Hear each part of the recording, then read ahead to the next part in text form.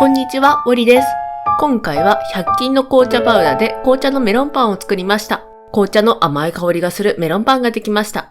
ぜひ最後まで見ていってください。材料はこちらです。まず最初にホームベーカリーで生地を作っていきます。牛乳、薄力粉、強力粉、砂糖、塩、全卵、マーガリン、ドライイーストの順に入れます。パン生地コースでこねて発酵します。スタート。生地を作っている間にメロン側を作っていきます。バターをホイッパーで混ぜていきます。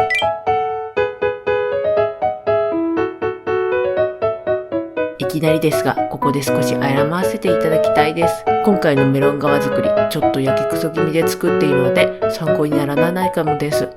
申し訳ございません。理由としては常温に戻しておいたつもりのバターがカチカチあったことです。今回真冬にメロンパン作りをしたため、冷蔵庫より室温の方が寒く、むしろカチカチになってしまいました。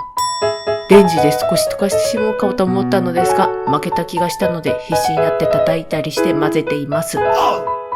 動画でメロンパン作りするの3回目なのですが、動画撮っている時メロン側はちゃんとした手順で作れているのが1回しかないです。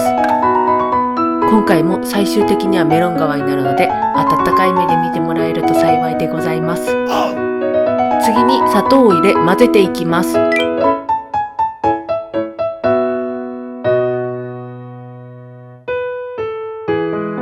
本来だったらクリーム状になったところに砂糖を 2,3 回分けて入れていくのですが、いくらホッパーで混ぜてもクリーム状になる気配がなく、ちょっとイライラしてきて一気に砂糖を入れて混ぜ始めました。もしよろしければまともなメロン側作りしてる動画ありますので、ぜひそちらの動画のメロンパン側作り参考にしていただければと思います。次に全卵を入れ混ぜていきます。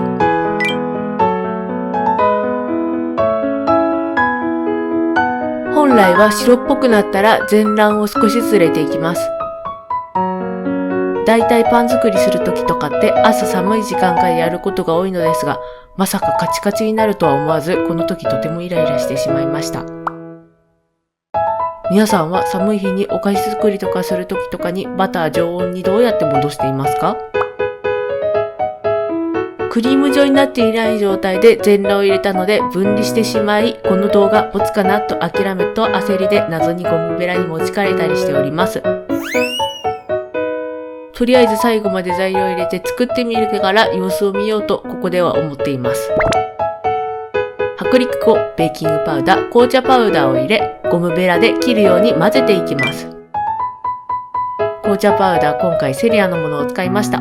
セリアの紅茶パウダー、色が濃く茶色がよく出たメロン側になり、味も紅茶の風味が出て美味しかったです。ゴムベラで混ぜていたらバター混ざってきたので、これはメロン側になるぞと安心しました。途中から手でまとめていきます。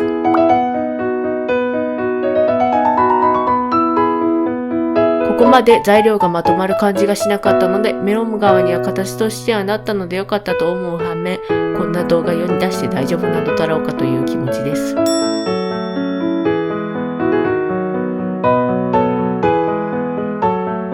今回は紅茶のメロンパン美味しいんだよっていうのが伝わればいいかな。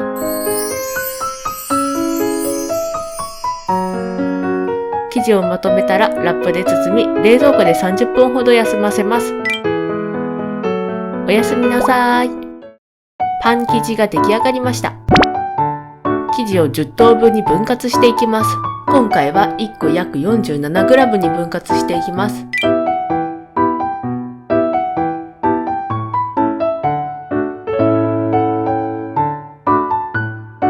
私、紅茶のスイーツが好きで見かけるとついつい買ってしまいます。ただ自分で作ろうとすると茶葉こそ作業がめんどくさくなり、やる気なくなってしまうので、パウダーだと手軽にできて便利ですね。世の中便利なものが増えたなと常々思います。分割できたら生地を丸めていきます。閉じ目はしっかり閉じます。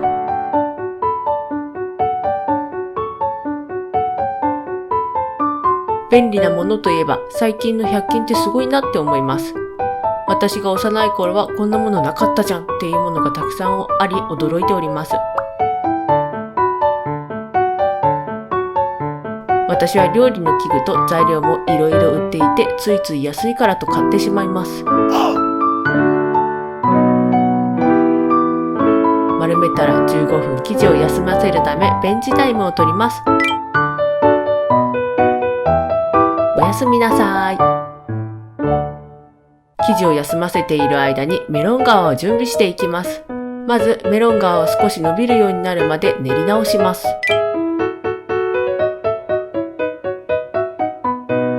心なしかいつもよりメロン皮が硬く練りづらく感じました。寒い時はあんまりパン作りに適した気候でないですよね。バターが硬いだけでなくパン生地も発酵しづらいので、水の温度を気にしたり発酵もいつもより遅かったりといろいろ調整しないとですよね。私的には5月6月あたりにパンを作るとなんかいつもよりうまくできる気がします。クロワッサン生地を織り込むのは秋あたりにやるとパンと生地がうまく層になる気がします。そもそも気候でぶつくさ言ってる時点で素人丸出しですよね。練り直したら棒状に形を整え10等分に分割していきます。1つ約 45g に分割します。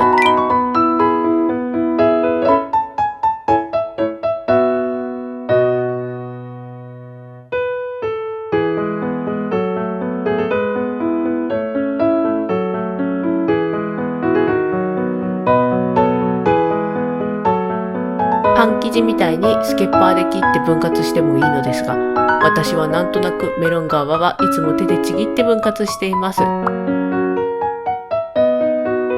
それにだいたい10等分でもいいのかなと思うのですが、できるだけ同じ大きさにしたいなと思い、一個一個グラムを測りながら分けています。そこまで大きな誤差はないと思うのですが、あっちのメロンパンの方が大きいとか小さいとかなるのが嫌だなと思い測っています。分割したら丸めて軽く潰していきます。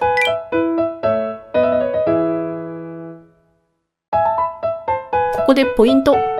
メロン皮を軽く潰しておくことで成形するときにメロン皮をかぶせやすくなります。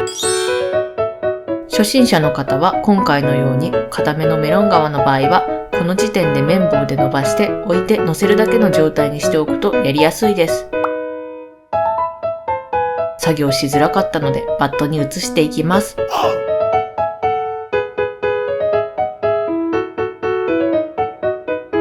れでメロン皮の準備 OK です。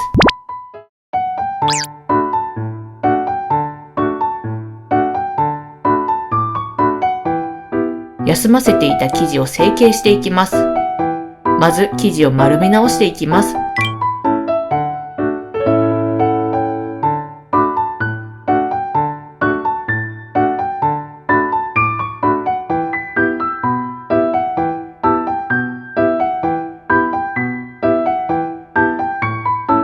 丸め直したらメロン皮をつけて生地を押し込みながらメロン皮をかぶせていきます。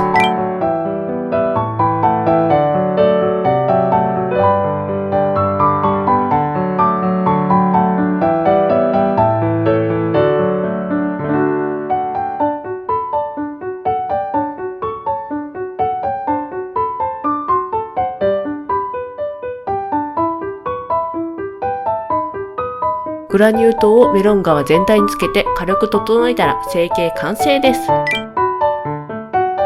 先ほどからずっと出てるのですが、今回から新しいアイテムとしてペストリーボードさんが仲間入りしました。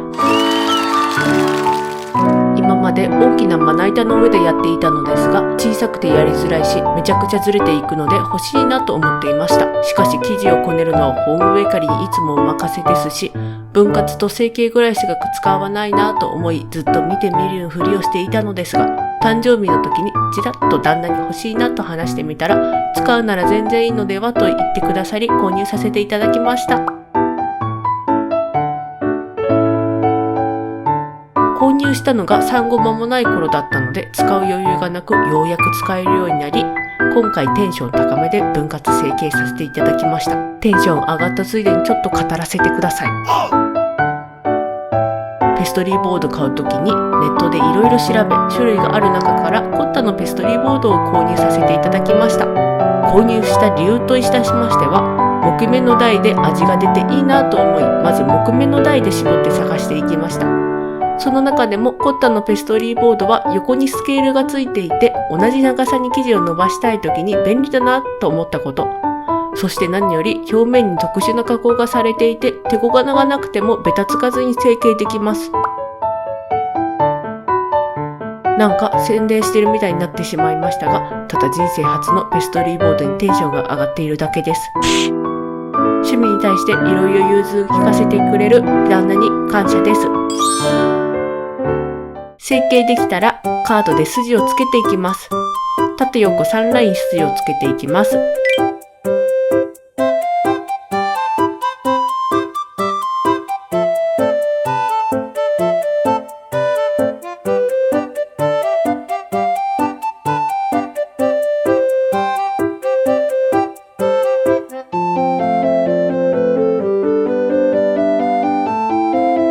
いつも線を入れているのですが、私のメロンパンいつもそんなに線出てないですよね。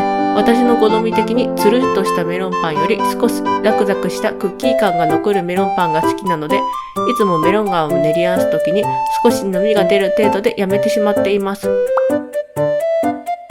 メロン側もしっかり練り直すとつるっとしていて、しっかり線が出たメロンパンになります。線の模様もいろいろあるので変えてみるとメロンパン表情が変わり面白いですよ。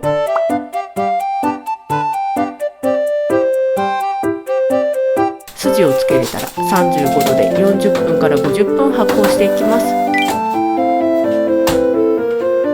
スタート。発酵できたら170度で15分から18分焼成していきます。スタート。焼き上がったら紅茶パウダーで作った紅茶のメロンパンの完成です。